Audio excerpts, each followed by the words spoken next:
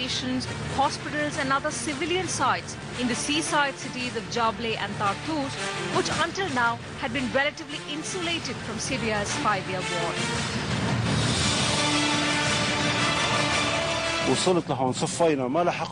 I got here and I parked, the explosion happened.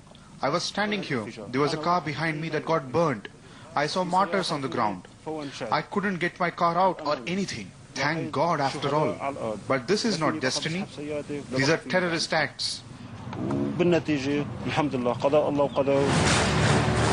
The attacks on strongholds of President Bashar al-Assad's regime came as Islamic State faces mounting pressure in Syria and neighboring Iraq, where a major offensive to retake the jihadist-held city of Fallujah is underway.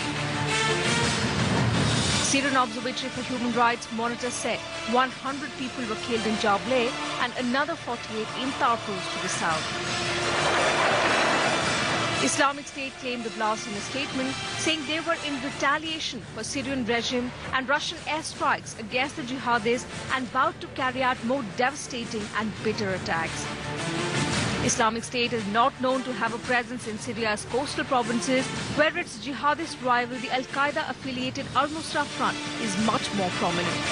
But Islamic State, notorious for using deadly sleeper cells to attack its enemies, suggested the creation of a Wilayat al-Sahel, or Islamic province, for the coastal area. The early morning attacks began at a bus station in Tartus, where regime ally Russia has long maintained a naval facility. The observatory said a car bomb exploded, and as people began to flock to the site, 2 suicide bombers detonated explosive bells. Around 15 minutes after the Tartus blast, 4 explosions rocked Jableh further north. The observatory said a car bomb and 3 suicide attackers targeted the bus station, a hospital and a power station. We went to help the injured.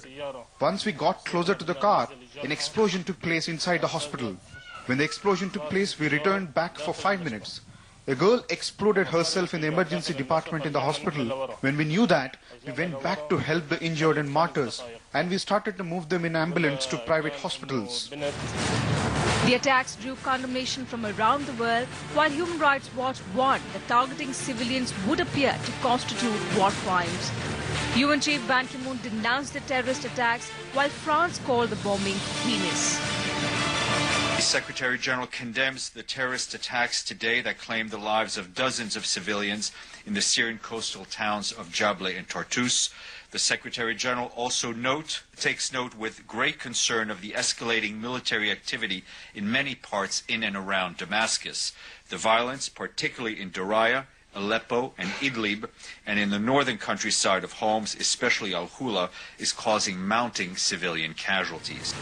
U.S. Secretary of State John Kerry spoke to Russian counterpart Sergei Lavrov by phone and urged him to press the Syrian regime to halt its attacks on Aleppo in the north and Daraya near Damascus. The Kremlin said the attacks demonstrate yet again how fragile the situation is in Syria and the need to take energetic measures to relaunch peace talks. World powers have struggled to rekindle UN-brokered peace negotiations, which fizzled in April when Syria's opposition walked away in frustration at